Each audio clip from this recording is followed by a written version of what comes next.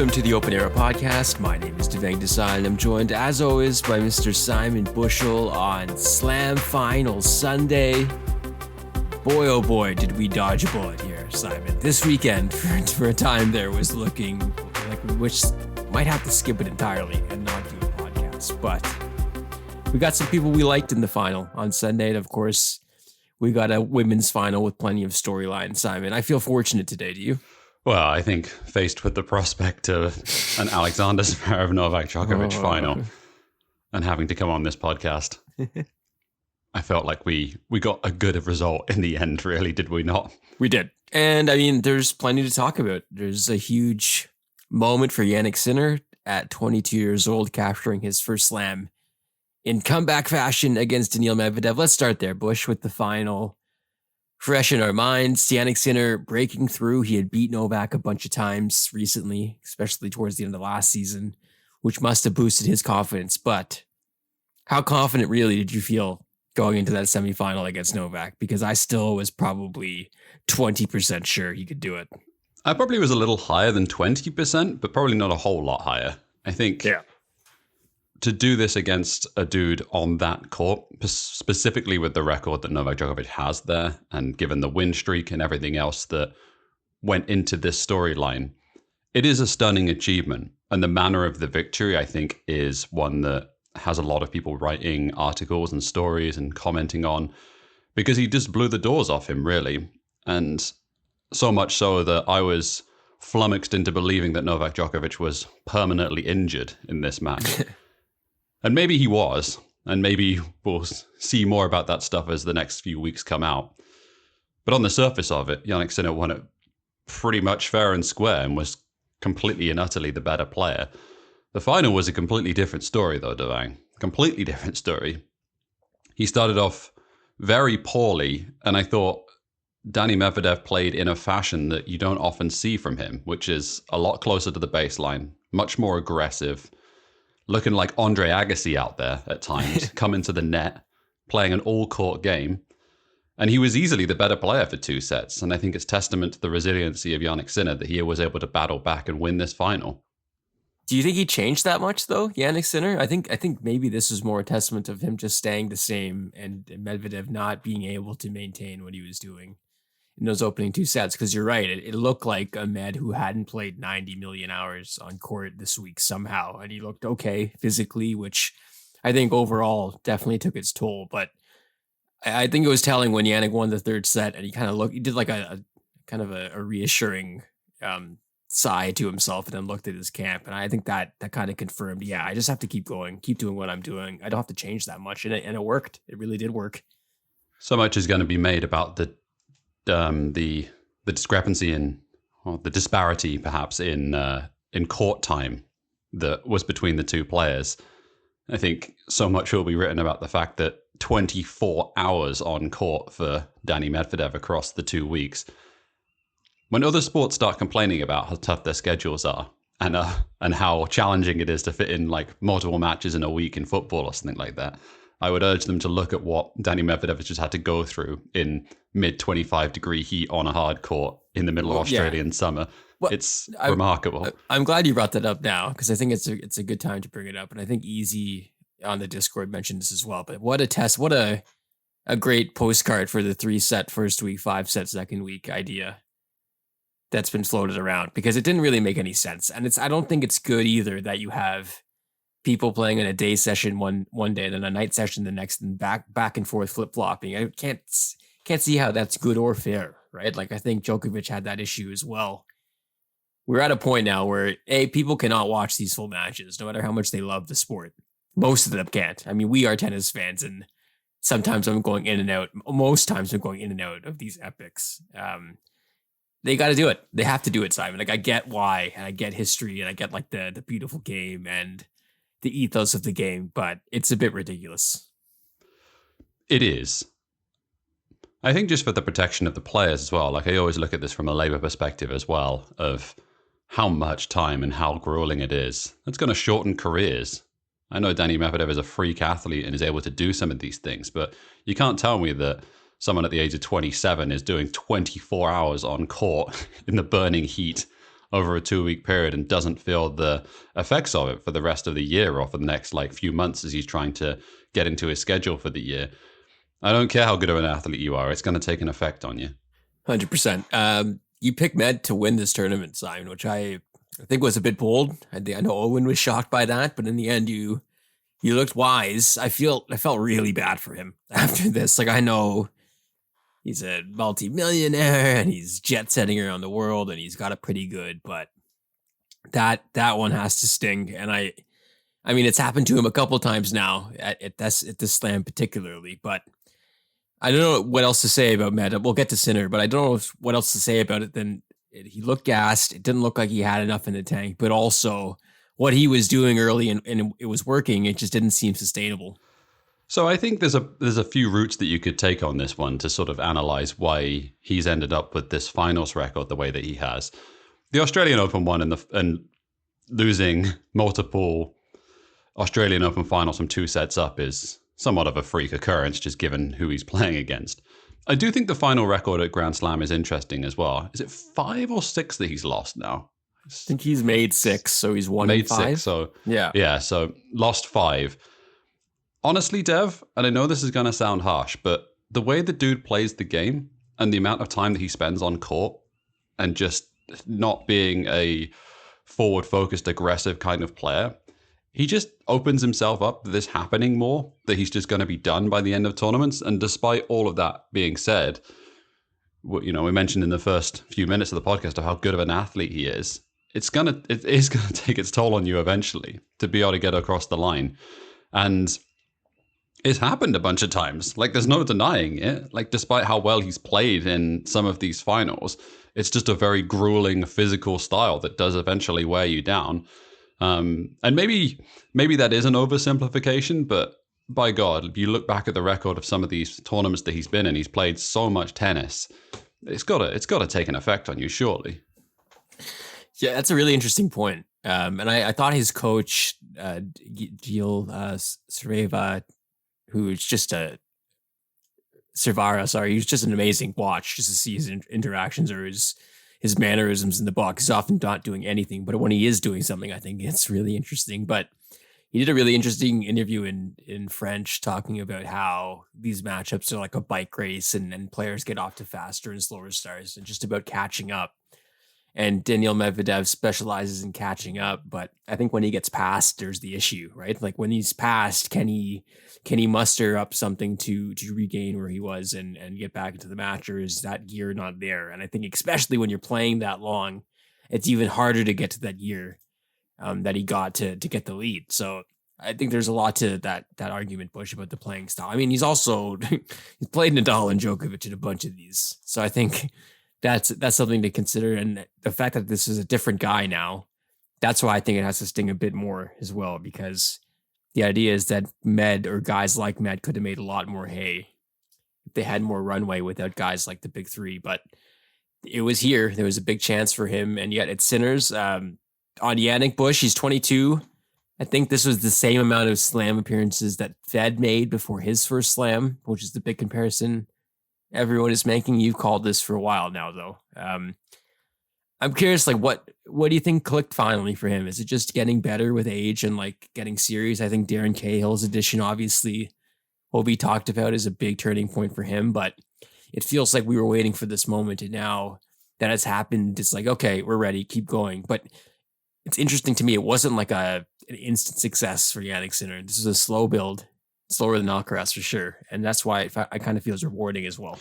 Yeah, so it's, I think, multiple factors, right? It's obviously physical stature growing into the frame in the way that everyone looks at the physical specimen that Carlos Alcaraz was at 18 and 19. Jannik Sinner was not that. He was and still is a skinny kid despite being a phenomenal athlete.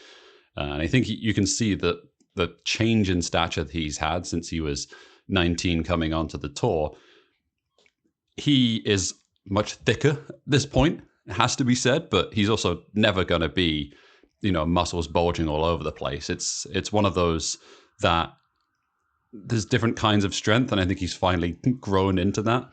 Secondarily, it's obviously like mental and belief, like just to have some of the match wins that he has had at the back end of last year and carrying that on. There's no alternative to that stuff. You've got to be able to put yourself in many matches and win them in order to believe. And I think that obviously the Davis Cup win, I think, was huge for him. I think that has really kickstarted a lot of his good run and everything else that comes with it. And then finally, obviously, everyone's going to talk about the serve. Helps having a good serve. Helps if being able to win cheap points. Helps you make deep runs into tournaments. He's been absolutely phenomenal on serve all week, especially in that Novak Djokovic semi-final. He never gave him a sniff, never faced a break point in the semi-final. It's astonishing against clearly the greatest returner of all time.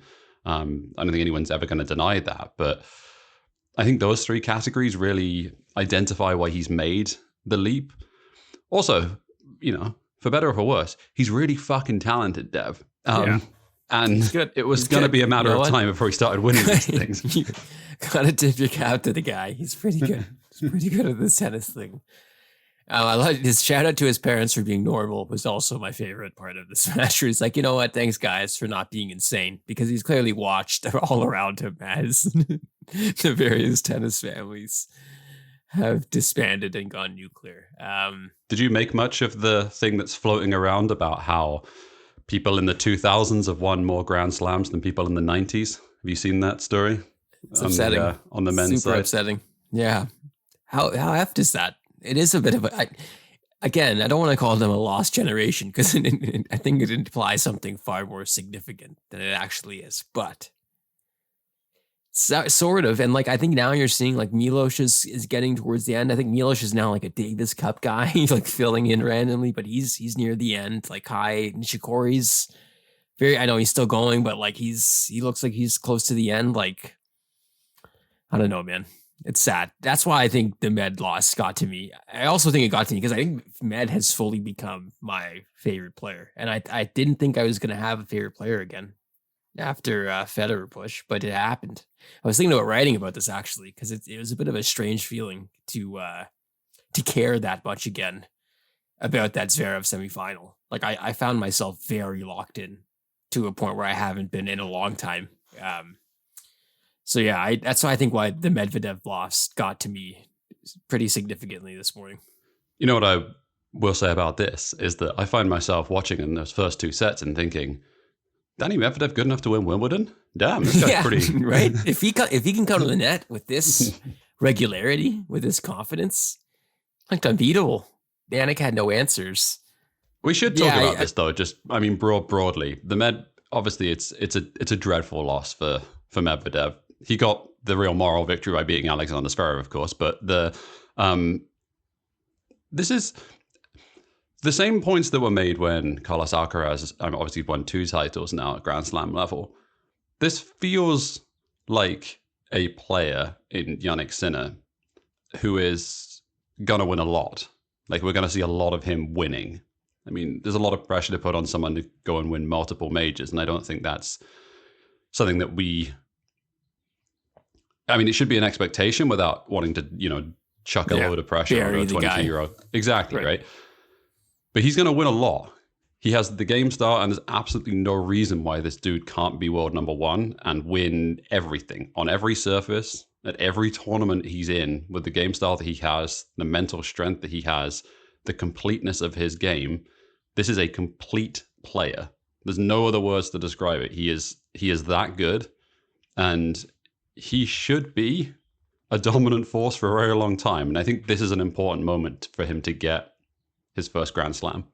Yeah, I think Josh mentioned this on the Discord as well about the serve, Simon. Josh is bang on about a lot of things, but I think he was nail on about this, the serving, and how it would be the key probably for Sinner and then Alcaraz as well, and how far they go forward and how many slams they get or how they can keep adding to their total. But and you tell me if I'm wrong, but I feel like Jannik's game is a bit more repeatable at the moment than Carlos's in a big spot. I don't know how you feel about that.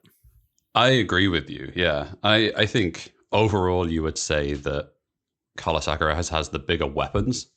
Certainly, if that forehand ever comes back and he starts hitting it the way that we want him to.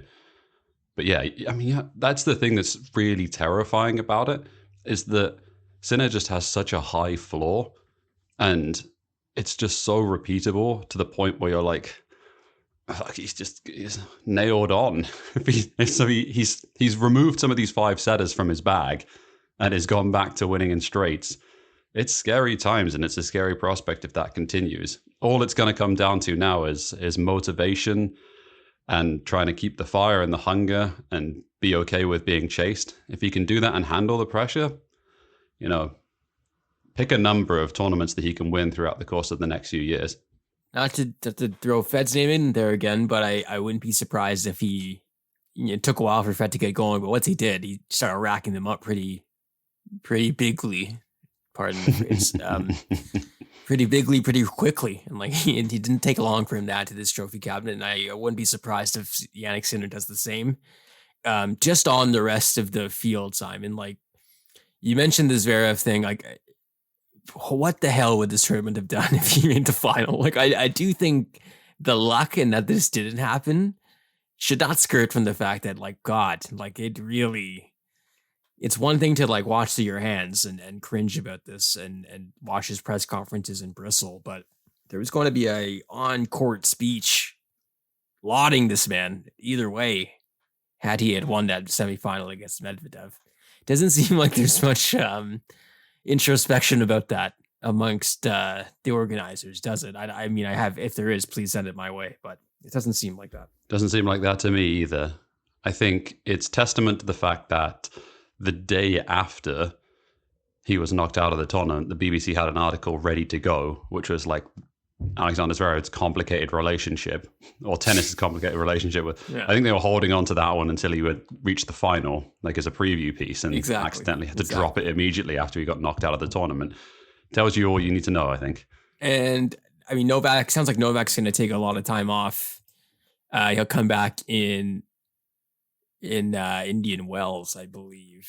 Yeah. So I mean, but also, he kind of treats Australian Open as the end of his season anyway, so not a huge shock. But Pog has mentioned this a lot in the Discord as well. My God, we needed some fresh blood. But now this conversation, I do think actually takes on a bit of new life. I don't know if Novak is nailed on to win any of these slams. Maybe. I mean, I'm not going to discount him at all. But we have other names, obviously. But between the two, Jannik and Carlos Busch, who ends this year with more slams? Well, that's an easy one because Jannik's already won one. One already. Yeah. I'll take that one because I don't fancy predicting the other tournaments. It's true. And also, here's the bold one. I think Jannik, he gets his next one before Carlos gets his next one. Yeah, and it's anyone. Pick any of the Grand Slams. He's good everywhere. Yeah. He could win all of them. That's the funny part about it. Any other closing thoughts on the men's side, Simon, before we get to the women's side after the break? He has him being Jannik Sinner. He is him, to use an online phrase, the best war face in all of tennis, I think. The fist pump is iconic at this point. It is very good. It's very repeatable. It's very repeatable. He's like Leighton Hewitt. People don't give Leighton Hewitt enough respect for the point in celebration because you can't really mess that up. You can't really fudge that up. It's very repeatable. Yeah, he's got that in Leighton Hewitt's home tournament. Pour one out for Taylor Fritz as well. I just want to say this quickly, but Fristomania is probably dead. Bush, I'm out. Give me a little bit more against Novak, man. I think he was saying I'm an older guy now. I'm not the same guy. I think he is. Sad state of affairs when someone. Is he 25? Is that what he is? 6, I think. I think 26. He's 26. Yeah. Past it. One point on this, though, is that he is going to be someone that I think benefits a lot from the post-Novak Djokovic landscape. And I think if Djokovic is going to play a extremely light schedule, I think this year, surely the over and under on tournaments played for him is less than 10. Maybe even less than 8. I don't even. Surely. Yeah. Yeah, I don't think I think this is Novak is going 1 zillion miles an hour for that Olympic gold, I think. Yeah, I mean, what's the number? He's going to play he'll play the 4 Grand Slams, he'll play the Olympics, he'll play Belgrade, maybe he'll play some of the Masters, maybe Cincinnati. It won't be a lot, yeah. It won't be a lot. I can't imagine maybe plays one of Indian Wells and Miami. Yeah. maybe the number is going to be like 12 tournaments, 11, something in that territory. And if that's the case, then a lot of the rest of the tour who basically can't beat him is going to try and is going to make hay in some of these 98% of them. That's why it's ridiculous. I'm like, I don't know if he's going to win a slam this year. Like, he probably will, people. He probably will. He's insane. He's pretty good at this thing. Also, I guess just to add, not to be ridiculous about closing a section where Novak Djokovic didn't win this tournament, but you can add another name to the list of players that can now beat him at Grand Slam level. And for a very long time, that list was like two people. Yeah. And now it's at 3. So God, we've grown. Our numbers are growing. we gotta speed this up a bit, but no, it's a good sign. And yeah, I think I'll just mention quickly. I don't know if you saw that fantastic Mr. Fox thing. Tennis TV put out that graphic push. Maybe the most upsetting thing I've seen ever. Oh, you didn't like it? I loved it. It was great. You liked it? What? Okay. Moving on quickly. We'll take a break. And then we'll talk about Aryna Sabalenka winning a second trophy at Raleigh Arena, back-to-back at the AO for Lenka, coming up next on Open Era.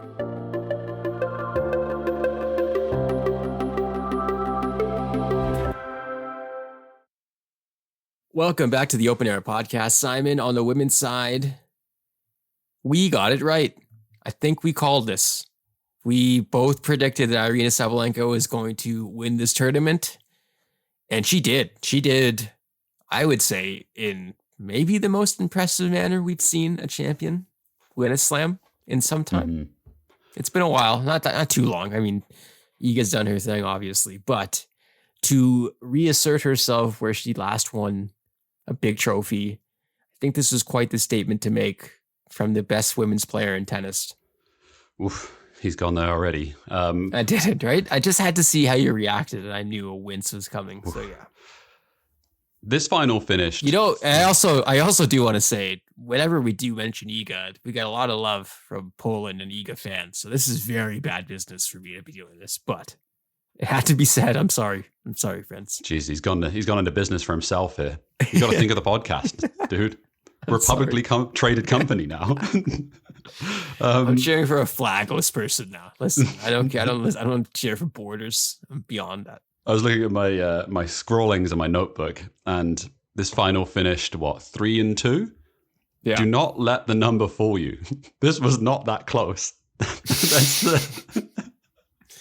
Against a phenomenal player like Zhang, awesome run. Like, I think the Kalinskaya match was awesome. There's a lot of signature moment. Lina, the smack heard around the world.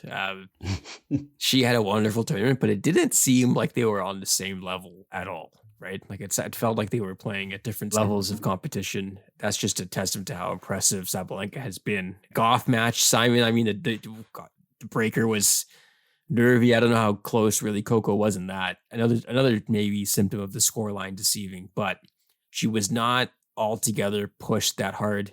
And that's a testament to how well Sabalenka is playing, especially on the hard court. Yeah, there's no denying that she's the best hard court player in the world, right? I think that's easy to summarize, just given her performances here and how she's looked throughout the course of the season, or in the 2023 season as well. The closest comparison that was always made to her, I think, when she was growing up and into her early 20s was Serena Williams, just given the game style and everything else. She sure as shit looked like Serena Williams in this final, didn't she? I was gonna say this is a Serena tournament. You want to compare it? This reminded me of Serena bombing through a field and just destroying people. Totally reminded me of that. And I don't want to harp on like poor Zhang in the final, because like, great tournament. She's gonna do good things in this sport. Like, she's gonna, I think, probably get to another final at some point. I really do believe that, given the game style that she has. But she made it look like Sabalenka made it look like a qualifier, like, just given how much it was not just the stature, it's the weight of the tennis ball and her ability to rip through on return of serve. That is probably one of the things that's most remarkable about Sabalenka, is her ability to time and generate power on return of serve. When you see someone standing a foot inside of the baseline and just clubbing balls past you, it's got to be so disheartening. We've all been there, right, as tennis players. who's nervous standing over a second serve. And even a professional player, to see someone encroaching in on you and whacking the shit out of any ball that's coming back on your second serve, it's got to be a little demoralizing, put it that way. The fifth player this century to win the title at the Australian Open without dropping a set, joining Ash Barty in 2022, Serena in 2017, Sharapova in 2008, and Lindsay Davenport in 2000. Excellent company, Simon. Phenomenal company. The real question for her is, like, what happens next for her, really? Well, to go back to back. She has now reached that level of uber consistency. Like, she's constantly in the discussion towards the end of these slams to a point where that to me was kind of the last question left before the run of slams. It was consistency. And we're totally seeing it. Like, she is nailed on, going to bring her stuff at the biggest moments, which is what we kind of need from our best and our greats. And that's why I'm kind of pretty bullish on her continuing to win really big titles, Simon, because I think she's very comfortable now with being the best. As she should be as well. There's no player on the tour, I think, that she should fear, really. Like, I think she can beat everyone. Her matchups, there's a very small section of people that I think can beat her or knock her off her game when she's playing at a top level. I think that's one of the questions that I would put out to the audience, because I don't know the answer to it, and I would probably defer to people who know more about the sport than I do. Sabalenka at full flight, top of her game, better than Iga Swiatek at full flight, top of her game. Man, it's pretty close, right? At the risk of getting beaten by the recency bias mallet, I will say yes to that question. But then that'll change when we get to RG. Dude, I'm telling you, publicly traded podcast. Last person to go back-to-back here also, Victoria Azarenka, fellow Belarusian. Shouts to Lenka and Azarenka. There was a protest, a pro-Palestine protest, Simon, during the match as well. Shouts to those people for putting it on the line. Otherwise, yeah, I mean, the final, I didn't expect it to be an epic, but it served as a nice underlining moment for Aryna Sabalenka as the person to reckon with on the women's tour. I do want to say, Simon, how hilariously embarrassing it was, how happy Brits were that Yastremska lost before she made the finals so that Emma Raducanu's bullshit record was saved. Have some shame, people. No, man, that's we gotta hold on to those things. They're important. Just on Sabalenka, just briefly, before we forget it, 2022 US Open, right? So you can sort of circle, goes to the semifinal there, loses in devastating fashion. Since that moment, win, semifinal, final, win. This is the woman who's at the top of the sport. She's running deep in every Grand Slam now. No surface, I think, she should fear any surface, and she should be, the rest of the field should be terrified of her. We were quick to say big whatever, but I mean, the top two are very, very good, and the people around them have to answer this call. I think Coco was okay. I think the forehand again left a lot to be desired over the last couple of weeks, but I don't think she's at the level of those two at their best to enter her into that conversation as well. The serve, Sabalenka's serve is it's elite, and it is a massive game changer, Simon. So I think that's another separation for her. It goes in now. It goes in now. What a twist. But elsewhere, yeah, I mean, like the top half kind of hollowed out. We got some surprise semifinalists. I mentioned Yastremska. Zheng will probably be back. Hopefully, we'd like to see that. But do you have any other lasting takeaways from the women's side of the draw, Simon? I think it was a little more chalk at the bottom half, and we got that Sabalenka Goff match that we wanted, but it does feel like there's some separation between the elite. Not to say that they can't lose on their day. I mean, Iga definitely lost, but I don't think she was 100% either. I think for all the things that we constantly say about how deep the women's tour is, and I think that is very true, it's also testament to the fact, or it's interesting to note, I would say, on this one, how quickly the same people that talk about how deep the tour is were quick to deride the top half of this draw when Iga Swiatek got knocked out for it being weak.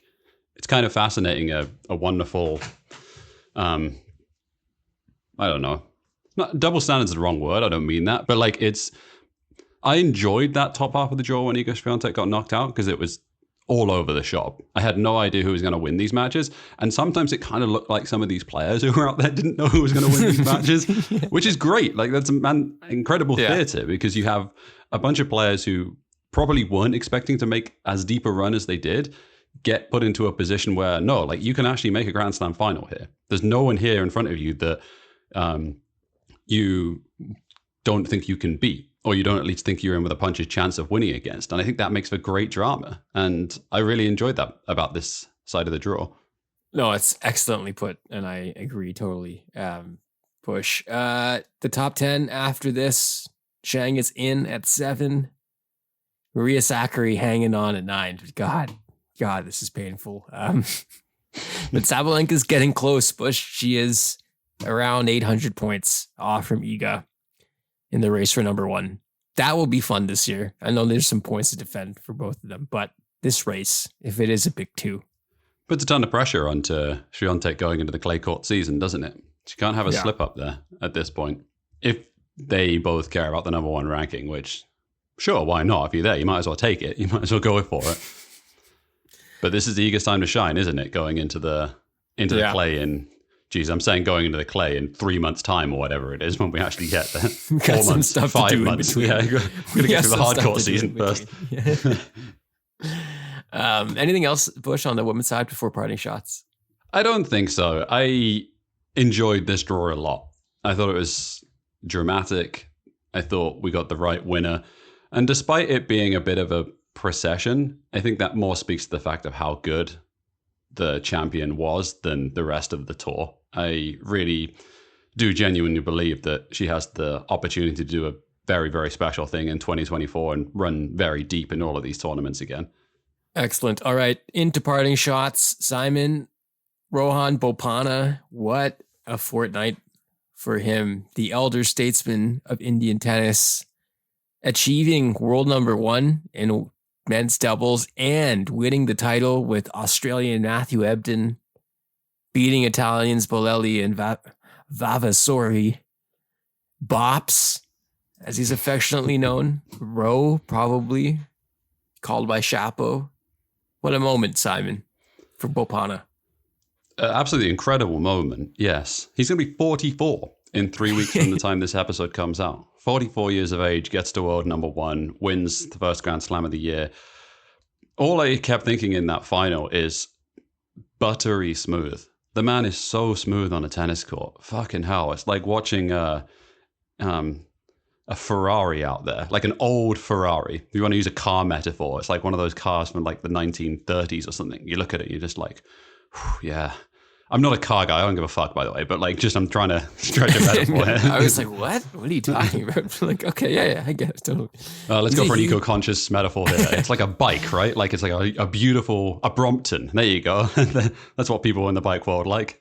I love stats like this where it's like almost backhanded, but he now tops the open air list for most attempts made before winning a men's doubles slam title, surpassing Rajiv Ram at 58. It's like, all right, thanks. We get it. It took a long time, but also fantastic. Huge dad. Like I feel like his celebrations were also very dad vibesy. Like the chess thing he does with Ebden, I think is hilarious and weird. Oh my God, Deb. There's so much to be said about Ro here. One thing I did think here was Robopara has to be the widest man on tour. He's got to be. He's got to be. He's so wide. It's a fridge. The man looks like a door playing tennis. How much is he squatting? How much is he squatting is the question. It's got to be a lot. He's got some big Sampras energy on return of serve as well, bending over like a dinosaur. It looks fantastic. He's got a Canada link too. He won with Gabby Dabrowski at the French Open, so he's got a mixed doubles title as well. That's why another reason why that stat was not necessarily like it took him 90 years to get this title. It's like, thanks. Gray beard, love it. Love the just the overall energy and the vibe is just fantastic, Dev. It's great to see him. It's a good sign that not random, but like Chapo's link with him doesn't make sense to me, but it does because he seems like a good guy to have around, right? Like that's the only reason that there has to be a link. And shout out Indian tennis as well, Dev. no word of a lie here. Like, it's actually a massive win to have another Grand Slam champion on the men's side. It's awesome. I think this was on the Discord, but and Josh was asking for a deep dive into why India has produced a lot of good doubles players, and I kind of thought to myself, court time is limited. Doubles makes sense because there's not that many courts, but I feel like there's something to be written there for sure. Perhaps V, friend of the show, is on it already, but if he's not, Vivek, do your thing, man. And in honor of Vivek and in honor of Ravi Bopara, couldn't oh my God, are you going to speak Hindi again? I got a lot of direct messages of shock, anger, fear, frustration once they heard the open air come out full of Bush's Hindi. Here we go, people. I'm going to wish Mr. Bopara congratulations in Hindi. I'm not. Of course I'm not. That's fucking ridiculous. Why would I do that? You got me. Damn it. I was waiting. Okay. Shout out to Matthew Ebden as well, Simon. He seems like he's like a normal Aussie, you know, like someone you could get along with. I don't want to make that sound like Australians are not normal, but you know how I'm saying this is like he's not Nick Kyrgios. That's basically it. He seems all right. I agree with you. For the longest time, I saw his name in a drawer and really thought it was Peter Ebden, the British snooker player, and was like, wow, that's a big change of direction for Mr. Ebden. It's getting around. This final was amazing for that, though, right? Like, you have Ebden running around like a blue-assed fly and just all over the net, and you got Bopana just like gently strolling around the court, hitting boss shots, and just economy of movement, if you want to use that terminology here. Please, listeners, write in with who is wider than Rohan Bopana on the tour. It could be dangerous, but genuinely curious. Is there someone? Simon, all right. We do this every tournament, every slam for sure, but was this tournament good? Question mark. Was it actually good? How do you feel now that we're done? Great. It was really fun. I enjoyed it a lot. Like the winners on the say this now. side. I don't want the revisionist history though to gloss over how close we were to DEFCON 1. You know, like we were very close. Yeah, we were. Jesus Christ, it was looking dicey for a time there. I think across all of the singles and doubles and everything, you got a lot of feel-good stories of winners. Hshieh Wei won on the doubles, one of the mixed doubles. Bopana won in the men's doubles. De Groot won in the women's wheelchairs. Oda won in the men's singles in the wheelchair, which is, you know, it's a surprise, and it was a big grudge match again in the final against Hewitt. There was good winners all over the place, and I think it's kind of nice as well that Jannik Sinner winning that against the backdrop of some very old grey beards and grey hair in some of the other disciplines. It's well said. I think you're right. And I think Owen said this last week when we were at the halfway point that it was better already. And I think he was right then and he's right at the end. Like, I think the quality was great. We got a bit lucky because of some shambolic scheduling that a lot of stuff was on like through the morning in our part of the world, which is kind of rare, but always welcome. Yeah, I had a great time. I was locked in on Ned. Found myself being a fan again for the first time in a while. Which felt nice, but also a bit sad because it didn't go the way I wanted. I was remembering how, like, obviously not to this level, but 2019 Wimbledon final, probably the lowest point of fandom for me in terms of tennis, but I hadn't got close to feeling that way about a match in a while, and this one kind of brought me back. So in some ways, I think that's okay. For fear of being accosted online for someone who doesn't have a social media presence, and I do mean this with the greatest of respect. Also, you know, take this with how many caveats can I put in front of this? Jesus. How many can I put in front of this statement? The men's sport is better when Novak Djokovic doesn't win. It just is. Right. It's just a more interesting place. And I kind of wonder whether deep down in the sort of ghoulish areas of the ATP, whether they kind of want him to just, is it time, Novak? How you feeling? How's the body feeling? You want to hang it up sometime soon? Let some of these other kids? But I think it's important that he's still involved, though, you know, because there's got to be someone that people can use as a measuring stick for the layman. So I think in that way, he's still very important to the greater game. But I get what you're saying. Yeah, I guess you have that wonderful narrative of slaying the dragon, and you always have this wild card in every tournament, who's going to win it. So taking him out as this huge scalp, as opposed to just the wild west of going. Yeah, you get two titles. You get two title matches basically. Whoever can beat Novak, and then the actual final. Mm-hmm. And oftentimes it was only one match, and Novak won anyways. So yeah, I think it's an interesting point. Shall we get to 2 challenges remaining, or you got anything else for this tournament? I mentioned the group briefly. Now, if I was every single time that we talk about the wheelchair singles and doubles and everything, the winning streak always comes up. Yeah.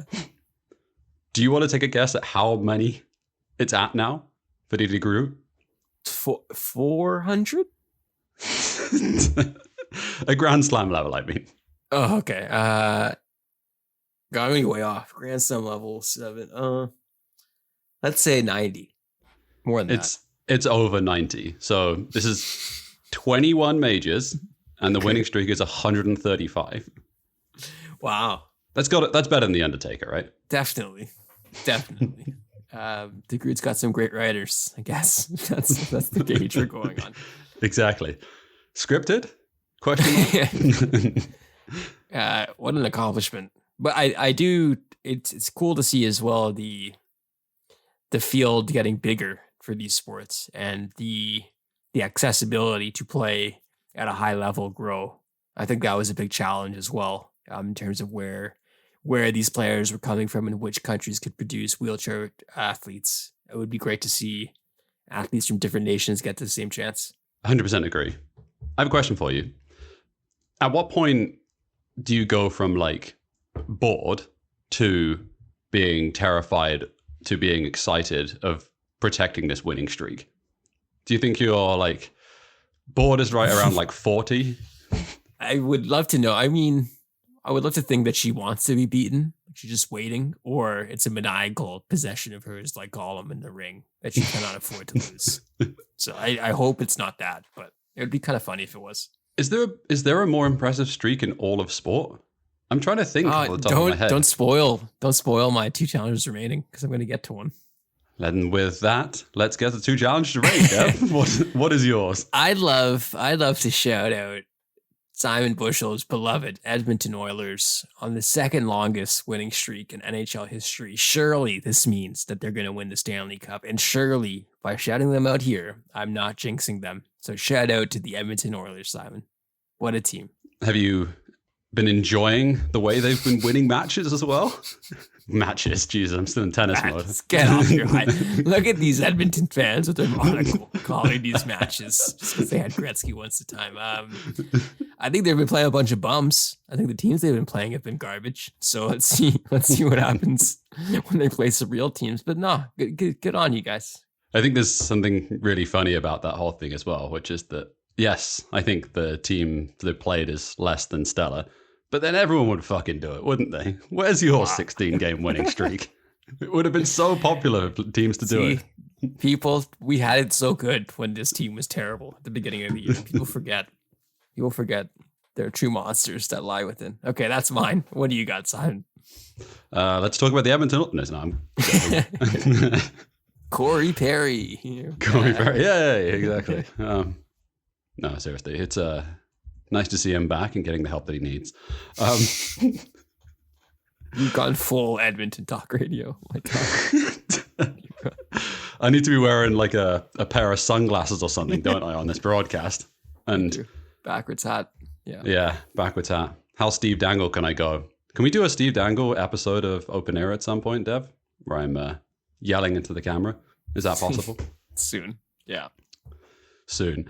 My 2 challenges remaining is cycling, of all things, and specifically waterproof clothing. So what happened to me was I made the mistake. I have lived in Vancouver for 12 years, and still I got caught out by this. I was going to go over to my office, and I was cycling across. It's like a 15-minute bike ride away, and I saw a break in the clouds and was like, it's my time to shine. I'm getting on the bike. I'm getting over to the office. I'm not going to get wet. 2 minutes into the ride, soaked, head to toe. I got caught in a deluge, was completely and utterly soaking. And I'm there like with an afternoon full of meetings booked, completely soaked, no shower, no tumble dryer, no towel. You should have just left your helmet on at that point. You might as well just left all of your gear on in those meetings. I did. I was so close to being like, I'm not feeling well. I just got to go home. Like, I'm feeling so sick. Who would have doubted that if they saw you soaked, though? I think you had grounds. And in response to this, in a fit of rage, I went out and bought some waterproof trousers and clothing for my cycling ride. And since then, it's been fantastic. Funny you mentioned that. That's I feel like this is an omen, as my partner and I get set to embark on a bike ride shortly. And I was asked if I had waterproof pants, and I don't think so, Simon. I don't think so. Dude, life-changing. I'm telling you. Is this how marketing works? Is this how the algorithm works now? Or just thoughts? Is this even just me throwing around the word algorithm for all to explain everything? All right. Yeah, I'm technically a sponsored post. Like that's what I am at this point. That's the new side of marketing. Let's end this here before the Sunday scaries truly destroy me. A reminder, we are on patreon.com/open-era. I mentioned the Discord a bunch because they're great. The people on there are great. I had a blast. We had a blast all throughout the tournament chatting with them. Considering the time zones, like I thought the best way for me to catch up literally was to see what the folks in there were talking about and then tune in accordingly. So shout out to our Discord. Join us on Patreon and you can join them. Plus you get the show ad free and you get it early on Sundays. We're on X. /twitter.com/open-era-pod. Really, really trying times until Novak and Zverev got kicked out. But some truly deranged fan bases out there. Holy cow. I don't know if it is definitely worse, but like, God, what a cesspool. X. Should we go to Threads? I haven't opened that app in a long time, and I don't think I will. So okay, good decision. It's all bad, probably. Okay. For producer Dill on the ones and twos, and for Simon, thank you so much for listening to Open Era. We'll talk to you next time.